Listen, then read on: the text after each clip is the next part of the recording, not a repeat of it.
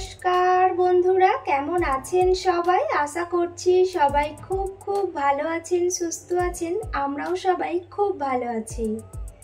এই যে ভিডিওটা আজকে আপনাদের সাথে শেয়ার করছি, এটা বেশ পুরনো একটি ভিডিও। তো দিনটা ছিল দোল উৎসব, তো হোলির দিনের ভিডিও আর কি এটি। তো অনেক দিন ধরে আর কি শেয়ার করব ভাবছিলাম, আর করাই হচ্ছিল না।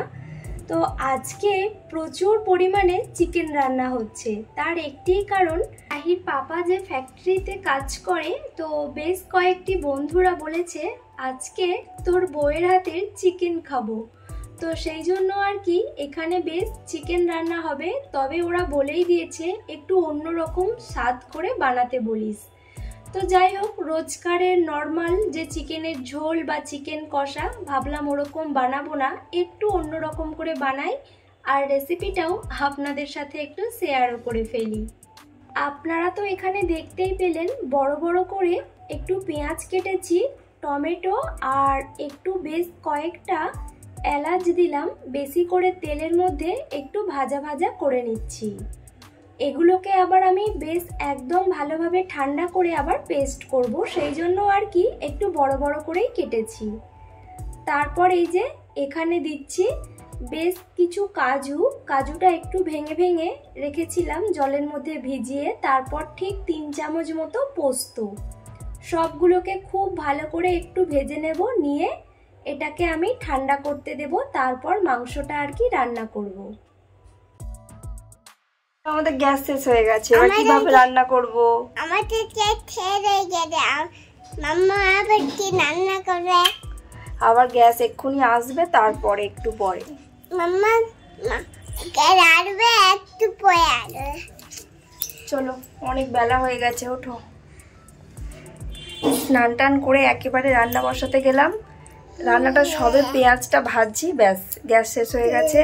আর অনেকটা পরিমাণে মাংস, তো সেই জন্য ইন্ডাকশানেও হবে না, যেহেতু ননস্টিকের কড়াইটা আমার ভীষণই ছোট। মোটামুটি 500 গ্রাম মাংস রান্না হয়, আর প্রায় 2 কিলো মাংস রান্না হবে, সেই কারণে তো মোটামুটি গ্যাস দিতে আসবে, অনেকটা দেরি হবে, তো একটু তো ওয়েট করতেই হবে। তো চলুন আবার রান্নাবান্না শুরু করি, গ্যাস আসুক, তারপর দেখা হচ্ছে, কথা হচ্ছে। এই অবস্থায় পড়ে আছে আপাতত। আলুটা ভাজা হয়েছে, তো দেখি গ্যাসটা কখন দেয়, তারপরে আবার হবে। আর এদিকে এই যে মাংসটাকে ধুয়ে পরিষ্কার করে রেখেছি, প্রায় 2 কিলো মাংস রয়েছে এখানে।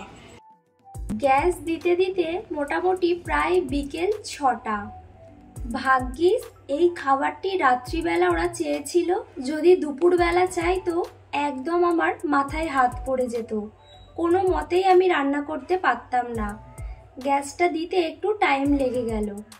আর এদিকে দেখুন, অল্প একটু তেলে দারুচিনি, একটু পেঁয়াজ, তেজপাতা আর আদা রসুন শুকনো লঙ্কা বেটেছিলাম, ওটাই আর কি তেলের মধ্যে দিয়ে একটু ভাজা ভাজা করে নিচ্ছি। এই চিকেনটা রান্না করতে গেলে তেল মশলা বা যে কোনো জিনিস একটু বেশি বেশিই লাগে। আর এখানে পরিমাণ মতো নুন হলুদ দিয়ে দিলাম, দিয়ে এটাকে খুব ভালো করে একটু কষিয়ে নেব। শুকনো লঙ্কা বাটা দিয়েছি, গুঁড়ো লঙ্কাটা শেষের দিকে দেবো, খুবই অল্প দেব। তারপর এখানে বেশ পরিমাণ মতো টক দইও দিয়ে দিলাম।